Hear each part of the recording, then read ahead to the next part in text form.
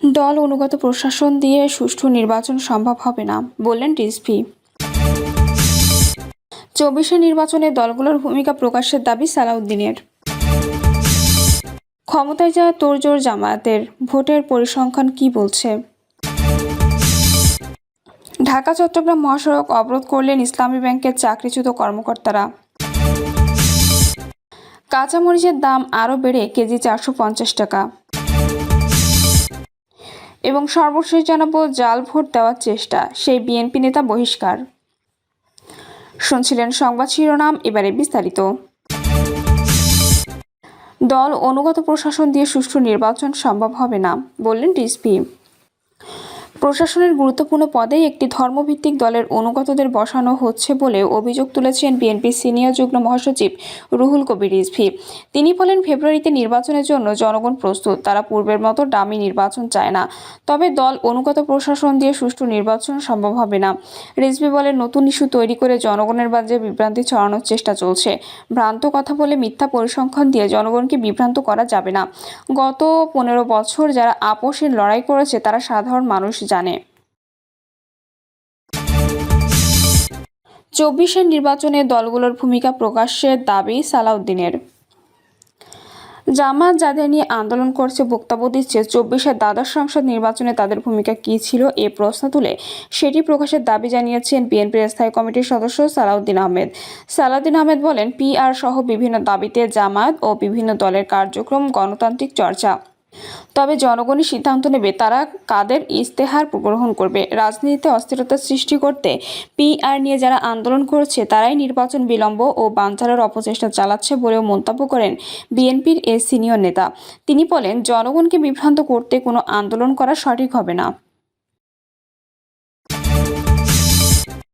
ক্ষমতায় যাওয়ার তোড়জোড়ে জামায়াতের, ভোটের পরিসংখ্যান কি বলছে?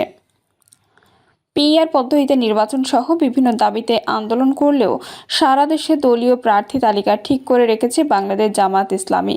যদিও নেতাদের দাবি এটি প্রাথমিক তালিকা, যে কোনো সময় তা পরিবর্তন হতে পারে। সবকিছু মাথায় রেখেই চলছে জাতীয় যাবতীয় প্রস্তুতি। নেতারা মনে করছেন, আগামী নির্বাচনে জামায়াত সরকার গঠনও করতে পারে। দলের জনসমর্থন বেড়েছে বলে তাদের দাবি। তবে অতীতের প্রতিদ্বন্দ্বিতামূলক নির্বাচনগুলোতে দলটির অর্জন কতটুকু, এককভাবে কয়টি আসনে তাদের উল্লেখযোগ্য ভোট রয়েছে, বিএনপির মতো দলকে বাদ দিয়ে জনগণ তাদের কেন বেছে নেবে, এ নিয়ে চলছে চুলচেরা বিশ্লেষণ। দেশের 300টি আসনের মধ্যে অতীতে 4টি নির্বাচনের পরিসংখ্যান বিবেচনা করলে 43টিতে মোটামুটি প্রতিদ্বন্দ্বিতা করতে পারে দলটি। দলের সহকারী secretary general HM. Hamidur Rahman Azad বলেন, আমরা সরকার গঠন করতে নির্বাচন করছি। আমাদের বিশ্বাস, জনগণ এবার দাঁড়িপাল্লাকেই বেছে নেবে, কারণ অতীতে যারাই ক্ষমতায় ছিল তারা দেশের স্বার্থে কোনো কিছুই করেনি। তার দাবি, এবার দলের শীর্ষ নেতারাও ভালো করবেন। অবশ্য জামাত ঠিক কতটি আসন পেতে পারে সে বিষয়ে তিনি কিছু বলতে রাজি হননি। তবে 90 পরবর্তী প্রতিদ্বন্দ্বিতামূলক নির্বাচনগুলোর পরিসংখ্যানে দেখা যায়, এককভাবে ভোটে অংশগ্রহণ করলে দলের আমির ও সেক্রেটারি জেনারেলের আসনে জয়ী হওয়াও অনিশ্চিত। অন্য শীর্ষ নেতাদের বেলায়ও একটা অবস্থা। বাংলাদেশের কমিউনিস্ট পার্টির সাবেক সভাপতি মুজাহিদুল ইসলাম সেলিম বলেন, জামায়াত একটি গণহত্যাকারী শক্তি, তারপরও তারা দেশে রাজনীতি করতে, এটা খুবই দুঃখজনক। তবে আমি মনে করি দেশের মানুষ তাদের ভোট দেবে না, তাই তারা নানা ধরনের তৎপরতা চালিয়ে ষড়যন্ত্র করে ক্ষমতায় যাওয়ার চেষ্টা করবে, যা পরবর্তী সময়ে নিজেদের জনপ্রিয়তা বলে প্রচার করতে পারে। বাংলাদেশের বিপ্লবী ওয়ার্কার্স পার্টির সাধারণ সম্পাদক সাইফুল হক বলেন, জামাত আগামী নির্বাচনে কতটুকু ভালো করবে তা ভোটেই বোঝা যাবে। তবে তাদের কিছু ভোট বাড়তে পারে, যদিও তারা ক্ষমতায় যাওয়ার মতো বাস্তবতা এখনও তৈরি হয়নি। আর মানুষ কোনো চরমপন্থাকে রাষ্ট্র ক্ষমতায় দেখবে, এখনই সেই পরিবেশ তৈরি হয়নি। বিশেষ করে তাদের অতীত ভোটের পরিসংখ্যানও তাই বলে। আমার বাংলাদেশ পার্টির চেয়ারম্যান মুজিবুর রহমান মঞ্জু বলেন, অতীতের অভিজ্ঞতা থেকে বলা যায়, দেশের মানুষ ক্ষমতায় রাজনীতির বিরুদ্ধে সবসময় রায় দেয়। যেমন 91 নির্বাচনে আওয়ামী লীগের একটু অবস্থান ভালো থাকায় দলটির নেতারা ধরে নিয়েছিল তারা ক্ষমতায় আসছেন, কিন্তু নিরপেক্ষ ভোট দেওয়ার সুযোগ পেয়ে জনগণ বিএনপিকে বেছে নিয়েছেন। ঠিক এবার বিএনপি নিজেদের ক্ষমতার কাছাকাছি মনে করলে আর বিষয়টি জনগণ বুঝতে পারলে তা ভিন্ন আবহ তৈরি করতে পারে। তখন অতীতের ভোট প্রাপ্তি পরিসংখ্যান বিবেচনায় না এনে জামায়াতকেও বেছে নিতে পারে। ঢাকা চট্টগ্রাম মহাসড়ক অবরোধ করলেন ইসলামী ব্যাংকের চাকরিচ্যুত কর্মকর্তারা।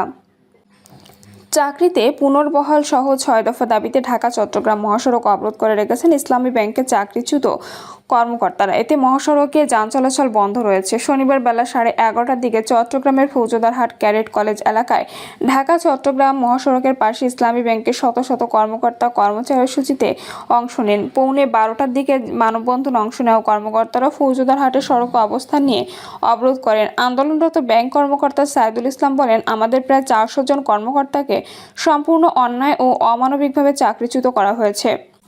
পাশাপাশি আরও প্রায় 5,000 কর্মকর্তাকে ওএসডি করে কর্মস্থলে নিষ্ক্রিয় অবস্থায় রাখা হয়েছে। এমন পরিস্থিতিতে আমাদের আর ধৈর্য ধারণের সুযোগ নেই। তিনি বলেন, চাকরিচ্যুত কর্মকর্তাদের পুনর্বহাল ওএসডি প্রত্যাহার সহ মোট 6 দফা দাবি আদায়ের লক্ষ্যে আজ আমরা শান্তিপূর্ণভাবে মানববন্ধন কর্মসূচি পালন করছি। শান্তিপূর্ণ আন্দোলনের মাধ্যমে আমাদের এই দুঃসহ পরিস্থিতি ও ন্যায্য দাবির কথা দেশের মানুষ ও সরকারের কাছে পৌঁছে দিতেই এ আন্দোলন। কাঁচামরিচের দাম আরও বেড়ে কেজি 450 টাকা। টানা বৃষ্টির কারণে ঊর্ধ্বমুখী থাকা কাঁচামরিচের দাম আরও বেড়ে 450 টাকা পর্যন্ত উঠেছে।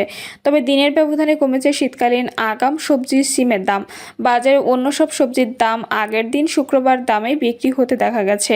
সকালে রাজধানীর বিভিন্ন বাজারগুলোর সবজির দামের এমন চিত্র দেখা গেছে। বাজারের সবজির মধ্যে কেবল কাঁচা পেঁপে সবচেয়ে কম দামে 25 থেকে 30 টাকা কেজিতে বিক্রি হচ্ছে, আর কচুরমুখী 60 টাকা কেজিতে পাওয়া যাচ্ছে। এছাড়া শসা, মিষ্টি কুমড়া ও ধুন্দল 60 টাকা থেকে 70 টাকা কেজিতে বিক্রি হচ্ছে। কেজি মূল্যে বিক্রি হওয়া বাকি প্রায় সব সবজির দাম 80 টাকার উপরে। বাজারে প্রতি কেজি ঢেঁড়স বিক্রি হচ্ছে 80 টাকায়, কচুরলতি প্রতি কেজি 90 টাকা, বেগুন প্রতি কেজি 100 টাকায়, বেগুন প্রতি কেজি 140 টাকায় এবং বরবটি প্রতি কেজি 100 টাকায়। এছাড়া চিচিঙ্গা, ঝিঙ্গা, ধুন্দুল, পটল প্রতি কেজি 80 টাকা দরে বিক্রি হচ্ছে, আর করলা প্রতি কেজি 100 টাকা, উস্তা 120 টাকা এবং কাঁকরোল প্রতি কেজি 80 টাকা দরে পাওয়া যাচ্ছে। প্রতি পিস জালি 60 থেকে 70 টাকায়, লাউ প্রতি পিস 70 টাকা এবং কাঁচা কলা প্রতি হালি 40 টাকায় বিক্রি হচ্ছে। গোপীবাগের এক সবজি বিক্রেতা বলেন, পাইকারি বাজারে কয়েকদিন ধরে চাহিদা অনুযায়ী সবজি পাওয়া যাচ্ছে না। বেশিরভাগ সবজি এখন মৌসুম শেষ হতে যাচ্ছে, এজন্য ফলন কম হচ্ছে। এছাড়া বৃষ্টির কারণে সবজি নষ্ট হওয়ার আরও বেশি সংকট তৈরি হয়েছে। পাইকারি বাজারে কয়েকদিনের ব্যবধানে কাঁচামরিচের সরবরাহ অর্ধেক নেমেছে। আমাদেরও তাই বেশি দামে কিনে এনে বেশি দামে বিক্রি করতে হচ্ছে। জাল ভোট দেওয়ার চেষ্টা, সেই বিএনপি নেতা বহিষ্কার। সাতক্ষীরায় বাংলাদেশ জাতীয়তাবাদী দলের নেতা মোহাম্মদ শাহজালালকে সাময়িকভাবে বহিষ্কার করা হয়েছে। বিএনপির সদস্য সচিব আবু জাহেদ ডাবলু স্বাক্ষরিত এক বিজ্ঞপ্তিতে এই তথ্য নিশ্চিত করা হয়। শাহজালাল বিএনপির সাতক্ষীরা জেলা শাখার শ্যামনগরের 4 নম্বর নূরনগর ইউনিয়ন শাখার 3 নম্বর ওয়ার্ড কাউন্সিলর। বিজ্ঞপ্তিতে বলা হয়, গত 3রা অক্টোবর নূরনগর আশালতা মাধ্যমিক বিদ্যালয় কেন্দ্রে তৃণমূল কর্মীদের সরাসরি ভোটের মাধ্যমে স্থানীয় নেতা নির্বাচন অনুষ্ঠানে শাহজালাল দ্বিতীয়বার ভোট দেওয়ার চেষ্টা করেন। নির্বাচন সংশ্লিষ্ট কর্মকর্তারা দ্বিতীয়বার ভোট দিতে বাধা দিলে সেখানে মারাত্মক বিশৃঙ্খলা সৃষ্টি হয়। জেলা বিএনপির বিবৃতিতে আরও বলা হয়, এই ধরনের কর্মকাণ্ড দলীয় শৃঙ্খলা ভঙ্গ এবং সংগঠন পরিপন্থী, যা বিএনপির ভাবমূর্তিকে মারাত্মকভাবে ক্ষুণ্ণ করেছে। দলটি একটি সম্পূর্ণ উদার গণতান্ত্রিক রাজনৈতিক সংগঠন, যা অনৈতিক কর্মকাণ্ডকে প্রশ্রয় দেয় না। বিজ্ঞপ্তিতে উল্লেখ করা হয়েছে, এই প্রেক্ষিতে শাহজালালকে দল থেকে সাময়িকভাবে বহিষ্কার করা হয়েছে। এ বিষয়ে জেলা বিএনপির পক্ষ থেকে কেন্দ্রীয় নেতাদের অনুলিপি পাঠানো হয়েছে। প্রিয় দর্শক, এই ছিল এখনকার সর্বশেষ সংবাদ। আপডেট সব সংবাদ পেতে চ্যানেলটি সাবস্ক্রাইব করে বেল আইকনটি ক্লিক করে রাখুন।